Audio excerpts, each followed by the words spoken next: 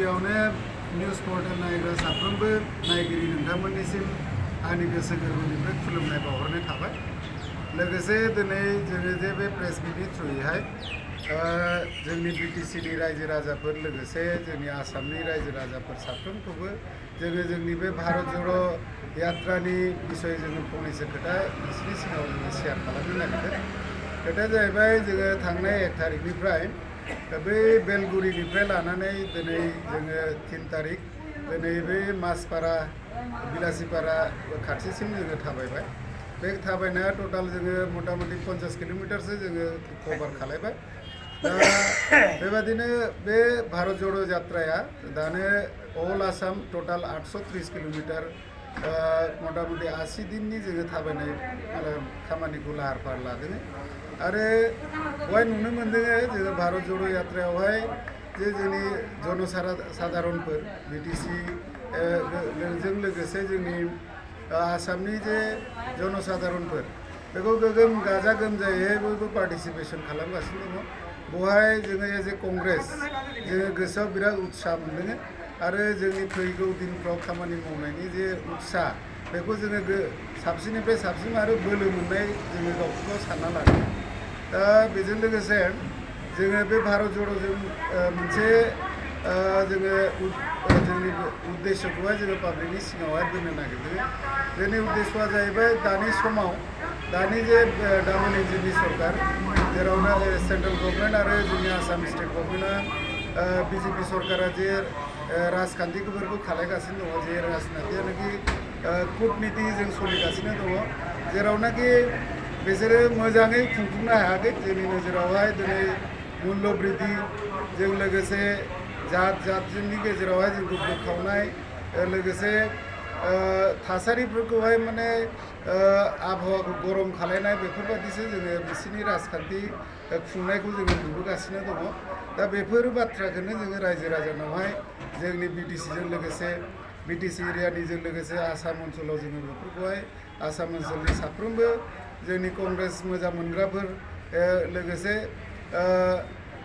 माने कनस्टेन्ट माखासे जोंनि रायजो राजाफोरखौ जायफ्रानोखि राजनितिनि बिसयहाय मिथिगौ बेफोरबायदि रायजो राजाफोरखौ जोङो बेफोरनि बिसय जोङो मिथिहोनो थाखाय नैबे भारत ज'र यात्राखौहाय जोङो खालामनायनि लाहार फाहार खालामनाय। दा फैगौ दिनाव जोङो बेबादि सिन्था खालामदों जेरावनाखि 2003आवहाय जेब्ला बिटिसि एकर्ड जादोंमोन बै समाव बिटिसि ओनसोलावहाय जोंनि कंग्रेसआ माखासे खारननि जुनैहाय जोंनि कंग्रेसनि जे संगठन बे संगठनखौहाय बिसोरो गोसो होनानै मावफुङाखैमोन। नाथाय बे बारावहाय जोङो बिटिसि ओनसोलावहाय ओरैबायदि स्ट्रं जाबोदों जेरावनाखि जोंनि पाब्लिकफोरनि गेजेराव हाइरडनि उत्तर ओनसोल आरो दक्षिण ओनसोलाव ओरैबायदि कन्डिसन जानानै दङ जायनाखि बिपिएल सरकार दङमोन दा जे बिपिएल सरकार बिसोरनि जे राजखान्थि सालायनाय बे सालायनायफ्राव बयबो एसेबाबो दुखु मोननानै दङ। लोगोसे बिसोरो दा परिबर्तन होननाय मोनसे सोदोबखौ बिसोरो जोंनि सिगाङाव फोरमायगासिनो दङ। जोङो गामि गामि बेरायनानै मिथिनो मोन्दों फैगोन समफ्रावहाय माने बिसोरो मोनबो गुबुन राजखान्थि दोलोनि जेबो अपसन गैया। दा बे हिसाबै जोंनि कंग्रेसखौ नागारनानै बिसोरो गुबुन राजखान्थिनि गावसोरनि मुल्यबान भटफोरखौ होनो थाखाय अपसन गैयैलाय जोङो बेबारनि जे बिटिसि फैगौ 2025आव जे इलेक्सन जागोन बे इलेक्सनाव जोङो 40टा जे सिट बे 40टा सिटआवबो जोङो गेलेजोबगोन। लोगोसे जोङो नुनो मोन्दों जे दानि जे आबहावा राजनितिनि बे आबहावायाव जोङो बुजिनो मोन्दों फैगोन जे 2024आव एमपि इलेक्सन जागोन बे एमपि इलेक्सनावबो जे क'क्राझार जे 5 नम्बर लकसभा समस्ति दङ एसटि रिजार्भ बेखौ जोङो एकदम देरहानायखौ एकदम रोखा रोखा नुहुरदों आरोखि। दा बेनि थाखाय जोङो खामानि मावगासिनो दङ। बिराद गाजा गोमजा उत्साहित जानानै जोङो खामानि मावगासिनो दङ। मानो होनबा ग्रासरुट एरियायावहाय पाब्लिकफोरनि सापर्टआ जोंनिजों बिराद मोजां जोङो दा सापर्ट मोनगासिनो दङ। आरो जोंनि जे दोलो बै समाव सेरखाय बेरखाय जाना थानाय दोलो दंमोन कंग्रेसआ बे कंग्रेसनि जे दोलोनि दा बर्थमाननि कन्डिसना बिराद मोजां आरो जोङो लामा सुस्रांजोब्बाय आरो जोंनि संगठन अर्गेनाइजेसनाव जे स्ट्राक्चार जोङो बिराद मोजां दानानै लाफिननो हाबाय। दा बेफोरनो जोंनि दिनै रायजो राजाफोरखौ मिथिहोनांगौ बाथ्राया। दा बे प्रेस मिटनि थ्रुयै जों निउज पर्टेल नायग्रा साफ्रोमनि सिगाङाव जोंनि बाथ्राखौ बुंबाय आरो एसेयावनो फोजोबबाय। মই কোকৰাঝাৰ জিলা কংগ্ৰেছৰ ভাইচ প্ৰেচিডেণ্ট হিচাপে দুই এষাৰ ক'বলৈ ওলাইছোঁ ভাৰত জোড়ো যাত্ৰা সম্পৰ্কে। আমাৰ এই ভাৰত জোড়ো যাত্ৰা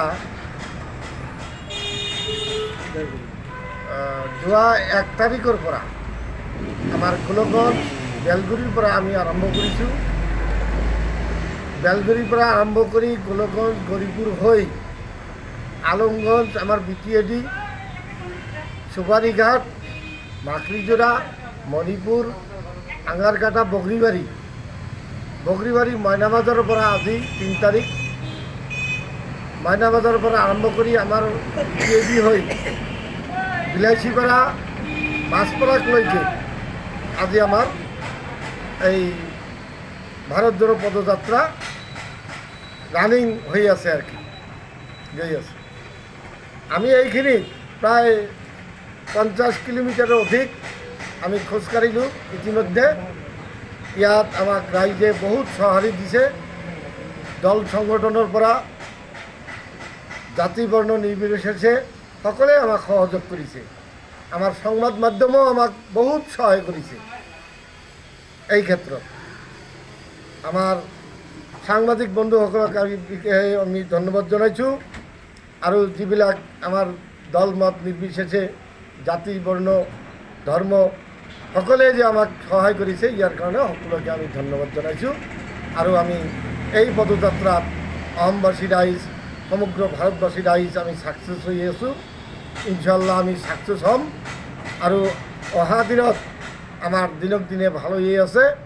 আশা কৰি আছোঁ আমি আগন্তুক 2023 চনত যে আমাৰ পঞ্চায়ত নিৰ্বাচন হ'ব, আমি পঞ্চায়ত নিৰ্বাচনটো ভাল কৰিম। 2024 আমাৰ লোকসভা নিৰ্বাচন হ'ব। লোকসভা নিৰ্বাচনতো আমি 9-10টা সিট আমি অসমত আমি জয়ী হ'ম বুলি আমি আশা কৰি ৰাখিছোঁ। তাৰ পাছত আমাৰ 2026 যে আমাৰ বিধানসভা হ'ব, আমি মেজৰ সংখ্যক এবছলুট মেজৰিটি হৈ আমি চৰকাৰ পাৱাৰত আহিম বুলি আমি আশা কৰিছোঁ। BTCত আমাৰ ইতিমধ্যে আমাৰ 40টা সিট আছে। আমাৰ BTCতো আমি 2025 চনত আমাৰ ইলেকশ্যন হ'ব, BTC ইলেকশ্যন। এই ইলেকশ্যনতো আমি আশা কৰিছোঁ আমি ৰাজপথত বহিব পাৰিম। মেজৰ সংখ্যক ভোট আমি পাম। কিয় পাম? ইতিমধ্যে আমাৰ এই বিজেপি চৰকাৰৰ যিবিলাক নীতি, তাৰপিছত এই ৰাজ্যে বহুত হাৰাশাস্তি পাই আছে। আমাৰ ব্যৱসায়ীসকলে হাৰাশাস্তি পাই আছে। এইবিলাক মানে হাৰাশাস্তি পোৱাৰ কাৰণে সমগ্ৰ ৰাইজ জাতি বৰ্ণ নিৰ্বিশেষে সব ৰাইজ বিজেপিৰ ওপৰত মনক্ষুণ্ণ হৈছে। এইবেলি বিজেপিক আৰু আমাৰ UDF এই দুটা দলক প্ৰত্যাখ্যান কৰিব বুলি আমি আজিৰ কাৰ্যসূচী মতে আমাৰ এই ভাৰত জোড়ো যাত্ৰাত পদযাত্ৰা ন্যাশনাল হাই ৰোডত আমি পদযাত্ৰা কৰি আছোঁ। ইয়াত আমাৰ যিটো জনসমাগম প্ৰায় 10,000ৰ অধিক মানুহ আমি পদযাত্ৰাত চামিল হৈছোঁ।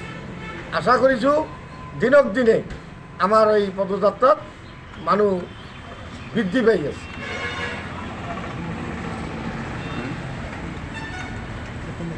পদযাত্ৰাত আমি ছাকচেছ বুলি আমি